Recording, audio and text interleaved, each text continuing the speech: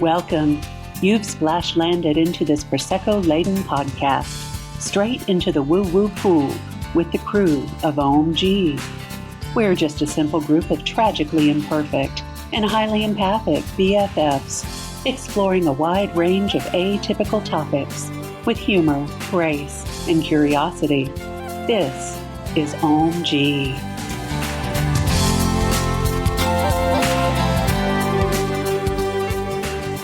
Hello, friends, and welcome to this intimate conversation with Lynn, Brenda Sue, and Aaron. We are going to be discussing our mediumship experiences with you today. So you are here with the partial crew of Ohm-g, the podcast. Welcome back, y'all. Get in close, because it's just a few of us here this evening to talk about the spirits and our experiences with them. Do you want to kind of kick it off, Brenda Sue, our head witch in charge, HWIC? I don't know about that. I think Lynn is the head witch in charge. True that. I'm the witch in training. And if y'all hear anything that sounds dog related, it's my dog. So I apologize. But we're here today to talk about mediumship and how we got started and tell some stories of our experiences. And if you hear any clicking sound, that's Lynn trying to snap her fingers and get them to stop. And they're like, no, we playing. It takes a village, y'all. I really don't know why they're doing this up here. They never do this when we're recording up here. They only do this down in the living room. It's the full moon energy. It's the full moon. It's the full moon. They feeling frisky, y'all. They got Frisky. that Pisces, that full moon in Pisces. That's right. That's my rising. So I'm like, Oh, gonna lean into it. Yeah, so we're recording this on the full moon, harvest moon, right, Lynn? Mm-hmm. Yeah. So it's been a wackadoodle day. We've had some wackadoodle calls, wackadoodle emails. Anybody else experience wackadoodle? Well, it's a lunar eclipse as well. It's Right. a partial lunar eclipse. So it's we're moving intensified. So we're moving into eclipse season, and it's a super moon. So it's like the trifecta.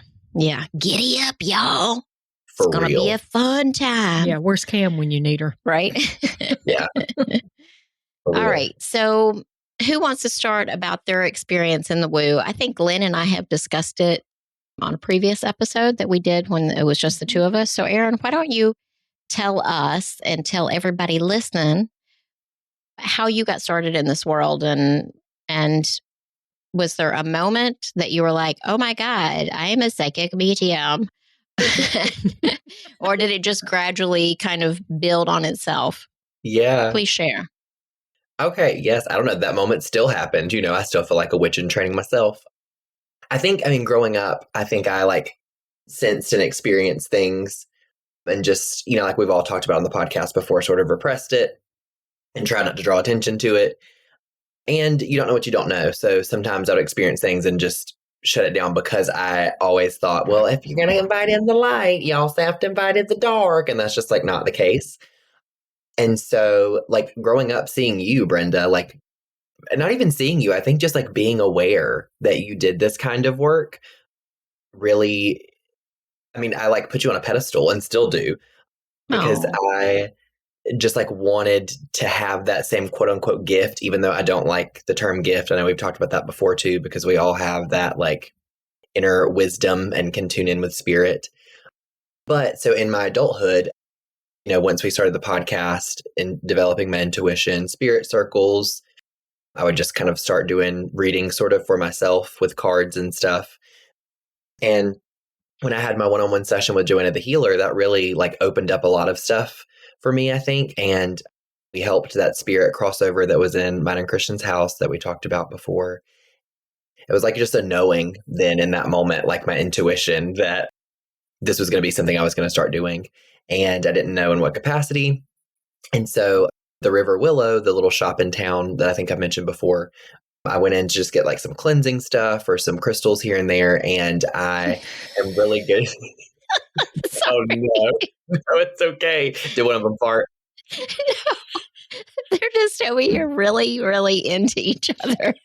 And I can see them in the camera. Yeah, I can see the tail just going crazy. Oh, They've geez. lost their minds. Is that I'm water? sorry, Aaron. We it's digress. okay. The That's all dogs right. digress. Oh, this is a beautiful story. Continue. Oh, well, thank you so much. What was I even saying? Oh, yes. Okay. So River Willow. So this cute crystal shop here in Ashboro. I went in to kind of get things, cleansing things, crystals, things like that. And I just felt, I was telling the story to Brittany, one of the owners, about my experience crossing the spirit over and Joanna the Healer and all that stuff. And she like spilt her herbal tea that she was drinking. She was like, the energy coming off you right now is so intense. She spilled the tea. She spilled the tea, hunty, all over the counter. I was like, I'm so sorry. And so I felt like called to do like a reading for her and her mom, the other owner. And I didn't know what that meant because I only ever kind of like pull a card for myself in the morning. I had never done it for anybody else. And so, but it just felt like spirit was just saying like, hey, trust your gut on this, ask for it, you know? And so I did, and I did a reading for her and then Denise separately the same evening. And I like tuned into their energy and did a channeled poem for them. And so both of them at the end of the session were crying and I was crying. They gave me a hug and they were like, you don't know like where this is going. Like the other people have to experience this.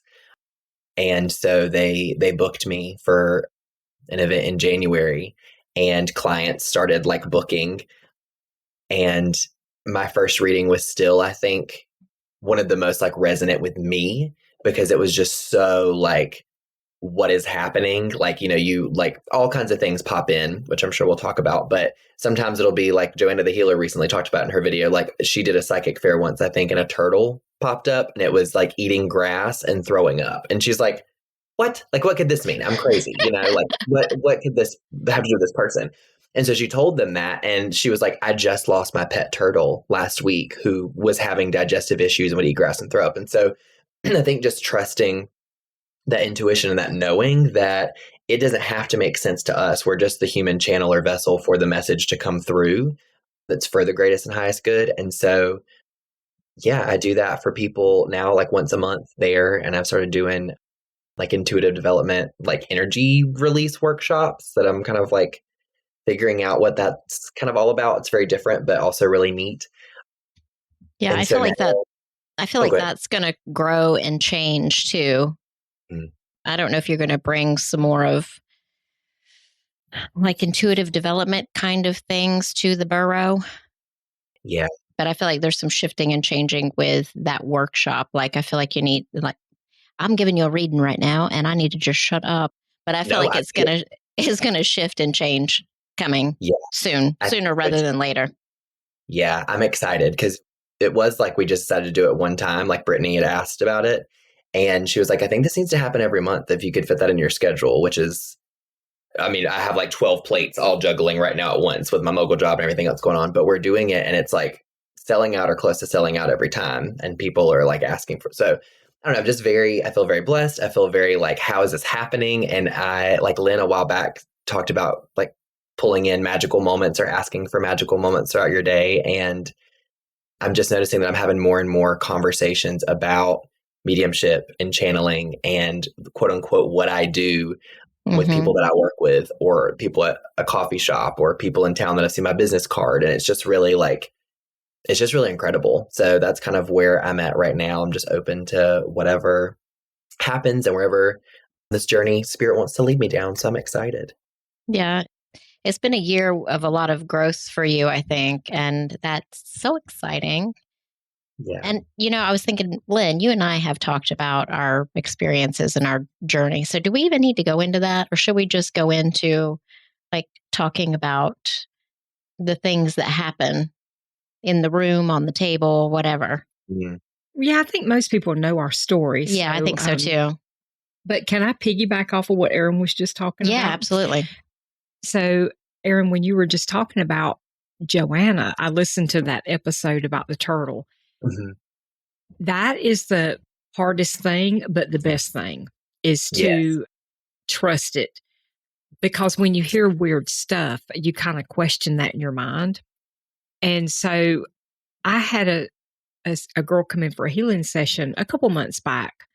And when I had her on the table, I was working over her heart chakra.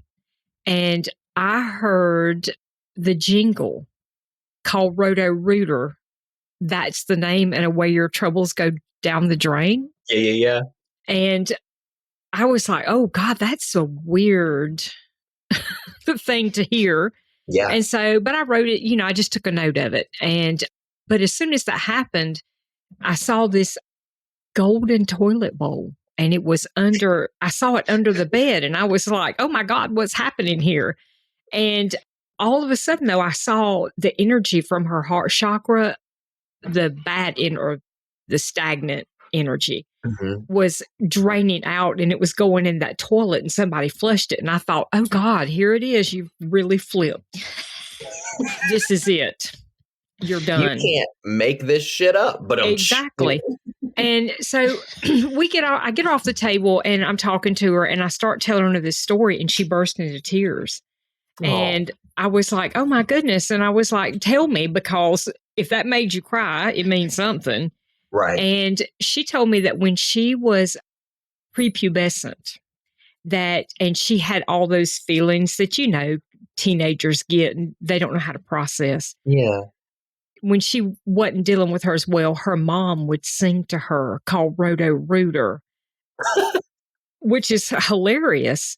Oh, yeah. And her mother was in spirit. And so it was her mother that was singing it to me. And the golden toilet bowl, though, that was her grandfather because he was a plumber. Oh, so God. All of that came through. So it was like such good validation for her that, yes, her mother is with her and, still helping her with all that pent up emotion that she doesn't know what to do with. Yeah. So you just have to say that crazy stuff. Mm-hmm. And Saturday when we were at the Honeybee Hemp Festival, we were all standing around and I was talking to, somebody that I had seen and he was telling y'all about the Green Goblin. Yeah. I had seen the Green Goblin when I was in his Akashic Records and I kept saying, it's a Green Goblin. I don't know what it means. Like it's something with your soil or a microbe. I don't know. And I was like, I just keep hearing Green Goblin. And he had zero clue what it meant other than maybe it was something with the soil. Until a couple weeks later, when this lady reached out to him and her logo was a Green Goblin. So you just have to say that stuff because it's relevant. Yeah, because it was in his energy field and it was going to be coming in. Yeah. And so you have to pay attention to those things. And that's the thing, whenever you're getting a reading, you might not always know exactly what they're talking about in the moment. But if you can just make note of it or put it in your Rolodex in your brain, because it will at some point make some sort of sense. And also, I think it's been really interesting this weekend with this full moon energy coming up. It's been a lot of mother energy, either mothers coming in or spirit wanting to talk about mothers who are still here on the earth plane and issues with mothers. I don't know if that's coming up as a collective thing to heal for people or for people to connect with that mother energy. I was talking with a lady I work with today and I was telling her about that because my client yesterday also had mother come up and in her healing session. And then again, today, mother came in with a client. And I just think it's really interesting when those things happen at the same time. Like, I feel like there's some sort of significance with that. I think, Lynn, was it you and I doing the reading at the Honeybee Hemp Fest for the lady that her church mama came in, or church grandma? That was you and I. Oh, it was you and I. Me. Yeah, that was so sweet. But I could just see her like sitting and rocking in the church pew and like praising and not being really comfortable with her daughter getting a reading. Oh, yeah. Yeah. There was a lot of like tension in the because I feel like it was really cool with each of us like reading together. It was. Like how in sync we all were, but also how different it was. Like me and Chan's reading were so different from when you and I did or when me and Lynn did. But it was like so much flowing through both of us. But as you were speaking about the mom and grandma in spirit, it felt like a long lineage of mothers and grandmothers, like from that line. And but I felt that tension of like, they want to come through and tell her like, we're here, we love you, we're excited. But it's also like, but you better get away from the devil worshippers because you know what I mean? They just didn't know. And it was sweet. Talking to the spirits. Yes. Yeah. In that particular reading, she came through and showed me like dropping a flower girl, dropping daisies along like somebody getting married. And I was like, is somebody just recently got married or getting married? And her son that was there with her is getting married. And I was like, oh, that's so sweet. I love that. It was. And he was like Yeah. grinning in the ear and he was like tearing up a little bit. Was he? He had his sunglasses on. I couldn't see. Yeah.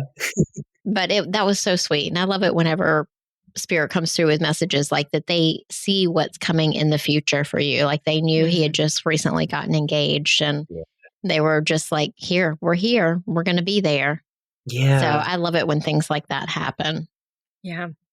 Yeah. And, Aaron was talking about how smoothly things flowed. And that's another thing, like working with another medium for me, it's like so much fun. Mm-hmm. I highly recommend it. Mm-hmm. And even Chandra, who says she's not a medium, but I call her Chandra the channeler. Yep.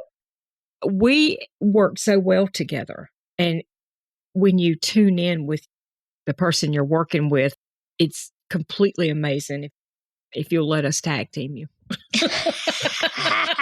Buckle up, buttercup.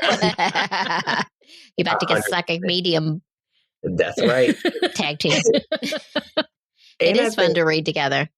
It is. And I think too, like sometimes like what we were talking about earlier with the not trying to make sense of it, like it's our human minds as mediums or as channelers to try to make sense of the message that you're getting because you're like, I'm going to sound crazy. And it's like, this whole process is crazy. Like they're most likely going to be open to it. And like when I did one of my recent workshops, I just have them like write a question at the end that I channel for them. So I don't know who it is that has written the question. And I got whatever the question was and tuned in. And immediately I get almost like a headache around my like third eye. And I see this like purple galaxy goo like dripping down. And I saw that image from the movie Carrie, like where the bucket of blood is dropped on her head in the prom dress or whatever. And so I'm saying all of this and not remembering any of it because it just, like we've said before, kind of flows out of your memory because it's too much to hold on to. And later, and I was like, this person has the capability to like see things with their physical eye, but they're scared and they keep shutting it down. But it's there. Like, it's just whether or not you want to tap into it. And so the person ends up texting me later who it was and was like, hey, this is really insane because when we were doing the meditation right before you channeled stuff for my question, I was seeing a purple thick goo drip down my head and almost give me a headache. And so when this person went to get her, she did like the aura and chakra reading like you guys did a while back. The two And y'all heard from, I think the levels can be from like 1 to 7, like 1 being the lowest. Sorry, my dog started freaking out. Dogs. That's the dogs, y'all. We love our dogs. We love them, but God bless them. Anyways, and so her third eye was the only chakra that was at a 1, like that was that low. And she was like, just in case you needed validation. And I was like, thank you, Spirit. Because, sometimes we're like, we don't trust ourselves. So. Yeah, I think that's one of the hardest things is just learning to trust yourself whenever you get messages. And even if they can't confirm it in that moment, I think it's still important to say whatever it is that you're seeing because it might make sense later on down the road. Yeah, completely. Yeah. I had a woman that I had just, so we were talking before we started recording. It's like, y'all, we busy. We got a lot going on in our lives. Mm-hmm. So I had not sat down and written down anything. And also, I don't remember most of the things within a certain amount of time afterwards. Like I might remember something I did today, like a reading I did today, but I might not remember yesterday or the day before. But a woman that I had on the table yesterday, she was having a lot of knee problems. And I saw the issue was in her left hip. And she also had mother issues. And it was like a forest green color. That's how I saw this energy that was stuck in her from her childhood. And it went like a rod down to her knee. And I told her about it. And I told her, I said, I feel like that comes from a certain time in your life or something that your parents would say to you that had to do with safety and security. And so not being stable on her own feet or being able to support herself because she didn't feel safe. And so she said, after we finished, she was like, oh my God, I was seeing that forest green the entire time. Aww. And forest green is about safety and security.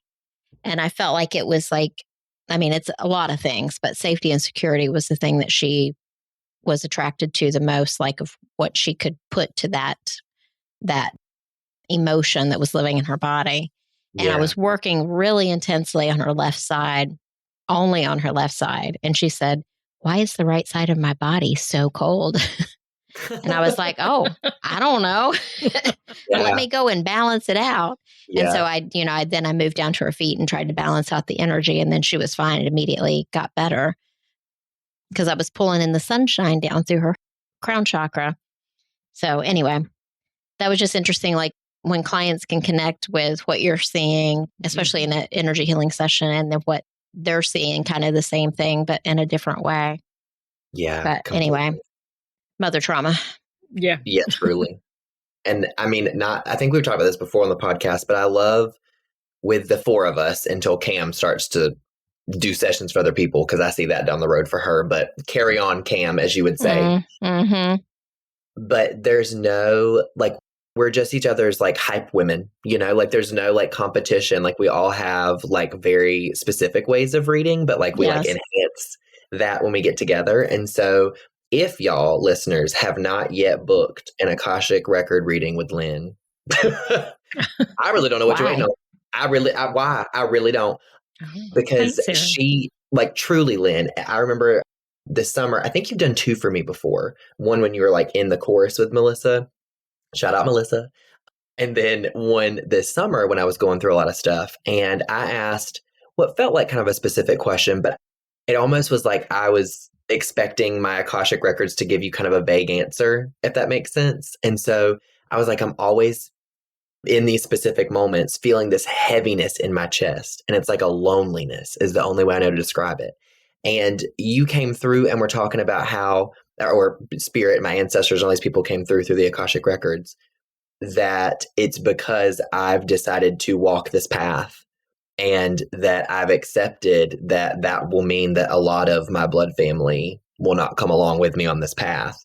And that my great grandpa was actually gay, and that he like hid it his whole life and was not true to himself. And then and there was like several men in that lineage of the family, same thing. And I was like picturing every single thing you were saying, like right as you were saying it. So it was like in tuned. It was just bizarre. And like so much of that has still stuck with me. And anyways, I just want to hype you up for a minute, Lynn, because it was intense and deep. I have zero memory of that. Of course. I was like, oh my God, I told you that about your grandpa. Yeah. It was good. It was good. Mm-hmm. And he would do my great grandma's hair apparently and help her get dressed, and like was just her little gay minion, and she knew it, but But it worked. Yeah. I guess. Yeah. Wow. Yeah. So that was really cool. So, anybody else got a story you'd like to tell that we have not told on the podcast before? I have a fascinating story. Oh, great. I always do. Or at least I think I do. You definitely do. So I was doing a healing session I think it was last week actually. And when I was working in her root chakra, I saw to my right what looked like, I don't know what cartoon character is that looks like it was sewn out of a potato sack. Do you know who that is? I don't know who it is. But anyway, it looked like a man, but it also looked like a potato sack. And it had a mouth, but it had no teeth. And it was dusty and gnarled, and it was old. And I was like, but it wasn't scary. Like, it didn't scare me. I just thought, Lord, this man is like Methuselah old. Like, even older than that. Yeah. And so I was talking to it, and it told me that it was intertwined in the tree root, and that's where something died and it got left behind. Like, it was crazy. And when I talked to her about it, though, what came through, because I kept saying to her, I see you wanting to lay down in the roots of a tree. Mm-hmm. And I saw her with her hand on a big, like the redwood tree, which, by the way, she left the next day to go to the redwood forest. But the thing that came to me that I thought was a man was actually a piece of her soul that had been stuck in that tree root for millennia. And so I was able to release that and send it back to source. And it was like, I've never seen anything like that. And we both sat on the couch and cried together after it was over because it was so fascinating. But she has this thing with trees that I didn't know she had that. That's just the first thing that came through was that I saw her laying in the tree roots. I feel that need to get back out in nature again and like really connect with the earth. The last couple of sessions I've used like the tree energy and the energy of the roots to come in and like protect and ground and heal. And I went out this morning. I do a little like ritual before I start my readings. And I went out on the back porch. It was pouring rain here today because of the storm coming through.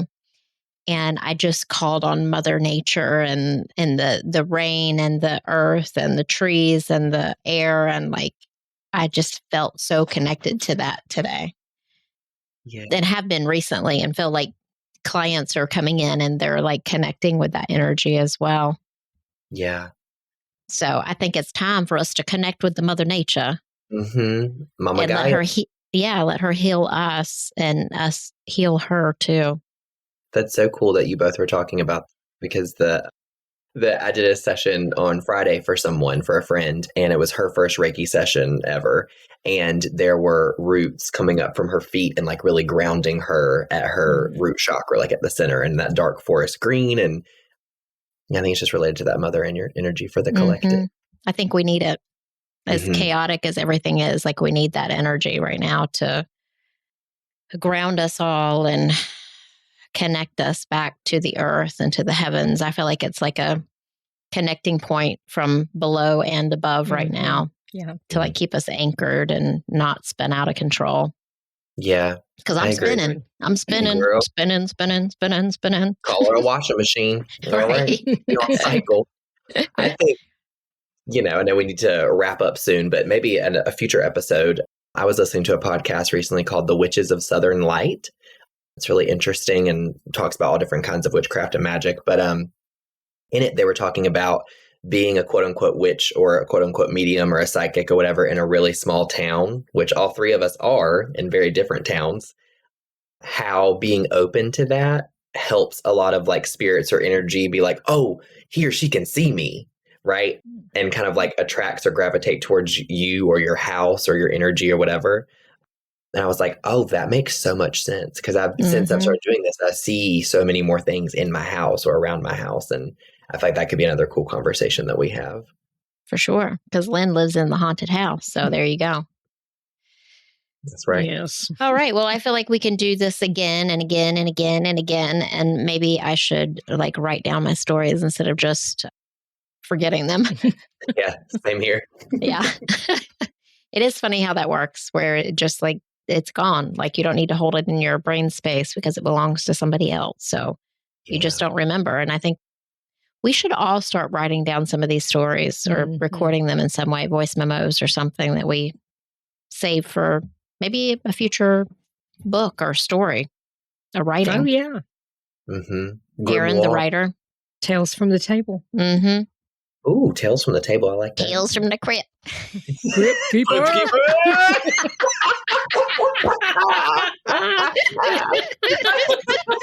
That's the best way to end an episode. And on that note, that's out to Cobwebs, y'all. Show us some love on the social medias. Give us a like, follow, and share if this content resonates with you or ones that you know that it would. We just want to create more community, and we love and appreciate you guys for listening. Peace out, everybody. Bye, everybody. Bye, guys. Thank you for joining us today. Please follow and subscribe to our podcast on Apple, Stitcher, Spotify, or wherever you get your podcasts, and leave a review. It's so easy to do and such a huge help for us. We appreciate your interactions so much. Want to join us at our table? Make sure to check out our YouTube channel and join our Facebook community. If you've enjoyed this content and wish to support us, take a look at our Patreon page. All information and links will be in our podcast description. Catch you next time.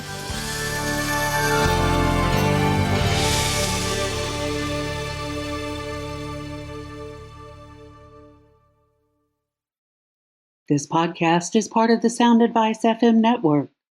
Sound Advice FM. Women's voices amplified.